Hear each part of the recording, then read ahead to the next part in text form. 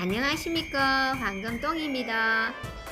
오늘은 도라지 가지고 자연 발효 식초 한번 만들어 보겠습니다.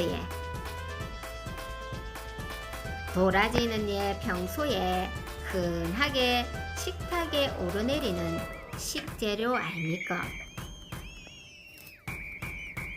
산삼이나 인삼만큼 비싸거나 귀한 몸값은 아니지만서도 오래된 도라지는 산삼보다 효능이 낮다는 말이 있을 정도로 흔하게 구할 수 있는 인기 만점 식재료입니다.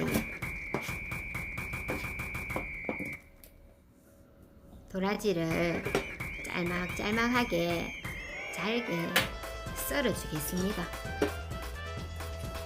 믹서기에 싹 갈아서 해도 되는데 좀 걸쭉한 밑에 찌꺼기가 생기는 것을 좀 방지하기 위해서 요즘은 믹서기에다가 안 갈고 이렇게 잘게 썰어서 식초를 담고 있습니다.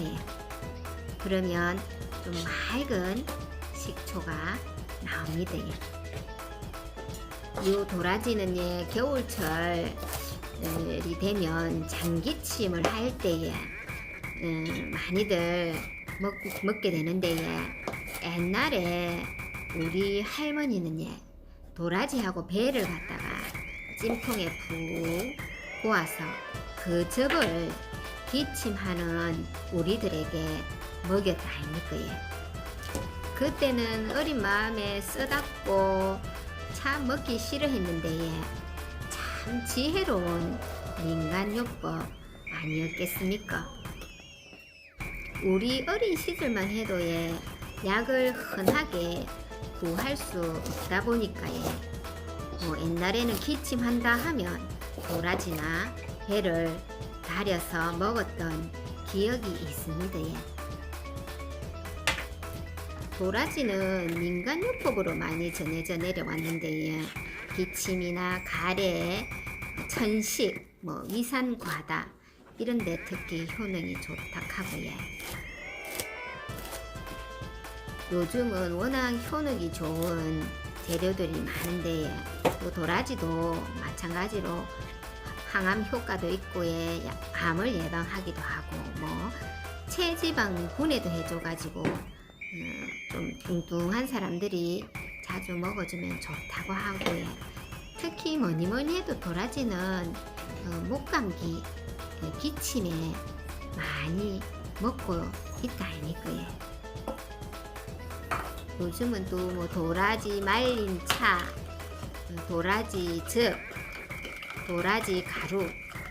도라지는 쓴맛이 있다 보니까 어린 아이들은 잘 안 먹습니다. 먹일라 해도 안 먹을라 하고요. 요럴 때는 도라지 청을 달달하게 만들어서 과자처럼 젤리처럼 그렇게 먹기도 한다 합니다. 도라지가 좋다는 건 제가 말 안 해도 다 알고 계실 거고 요 도라지를 가지고 효능이 2배가 될 수 있는 자연 발효 식초를 황금똥은 만든다 아닙니까? 황금똥은 건강을 위해서 계속 자연 발효 식초를 만들 겁니다. 아참, 도라지는 소화 기능이 아주 약하고 위장이 또 약한 사람들은 조금 적게 먹는 게 좋다 합니다. 아무리 몸에 좋은 만병통치약이라도 과하게 먹으면 탈이 난다 했습니다.